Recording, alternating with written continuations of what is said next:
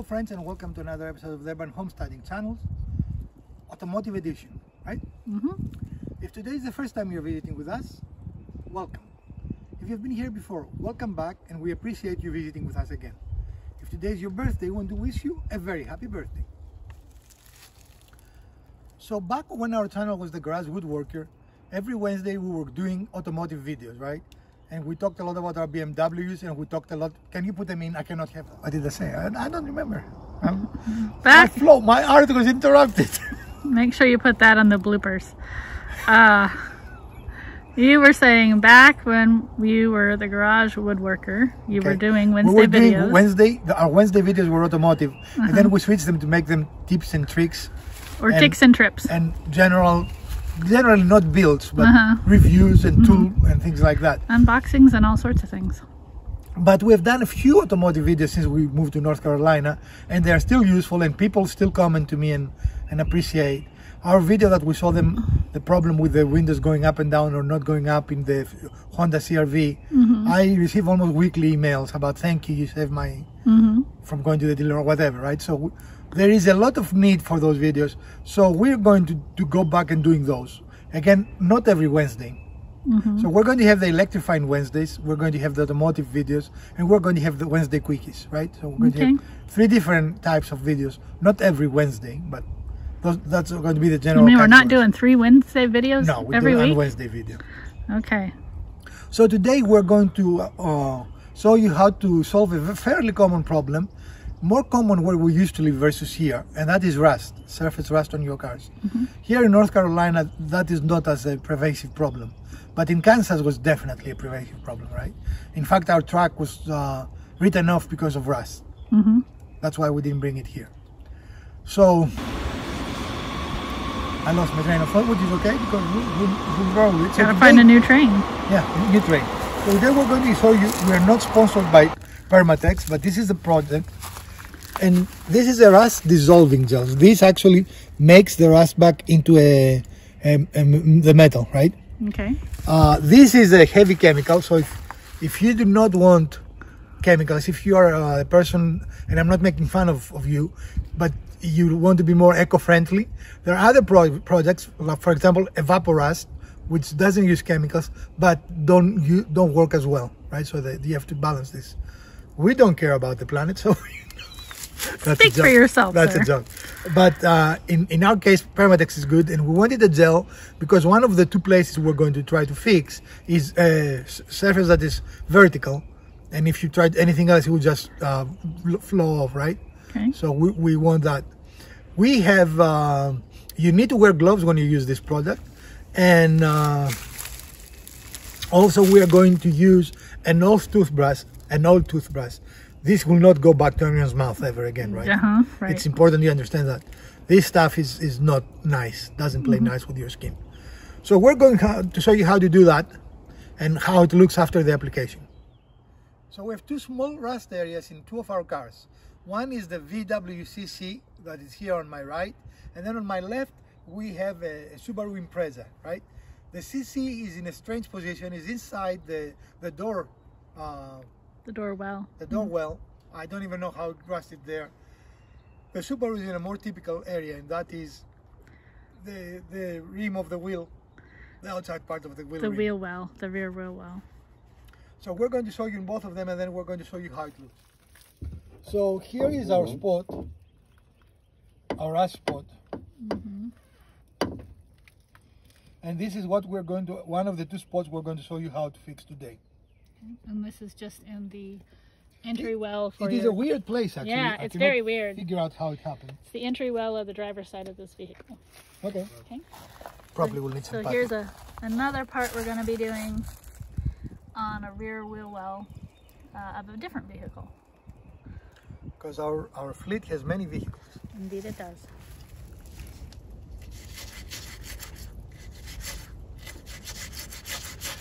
Try not to go into painted areas, and if you do, just immediately wipe it off.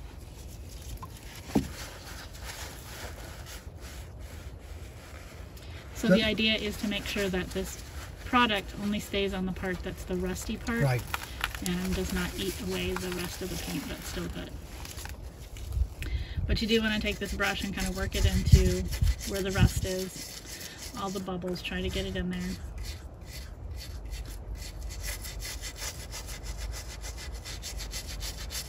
And it's pretty foul smelling stuff. Is it? Yes. I think it smells beautiful.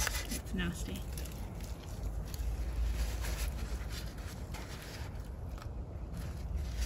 And then I think too, any of the, like that plastic liner, you probably want to wipe as well, if possible. But definitely let the project on the front leaf as much as we can on the rest.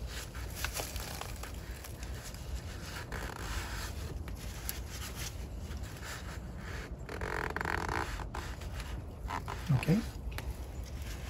Do you think we need to put more on the rest, or you're satisfied it has plenty? All right. Okay, we'll let that sit for the time.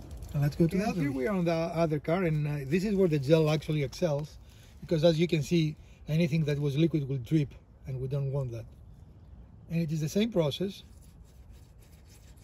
It's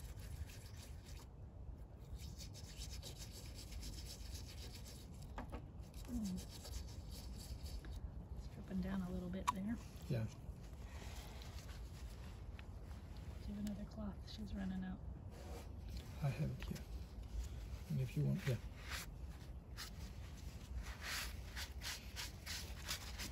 Okay, now we're going to wait about 10 minutes. Okay. And we'll come back and see if we need another application or not, right? Okay.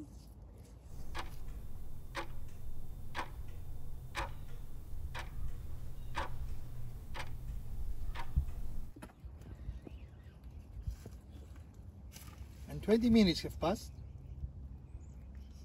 Right? 10. Oh, sorry, 10 minutes have passed. And now Okay. we're going to wipe it with a little bit of a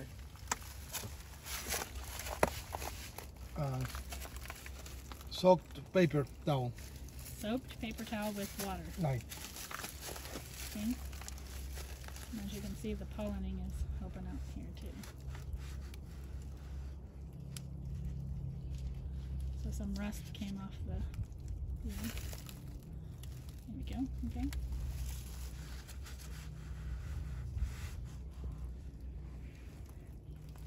How does it look down there?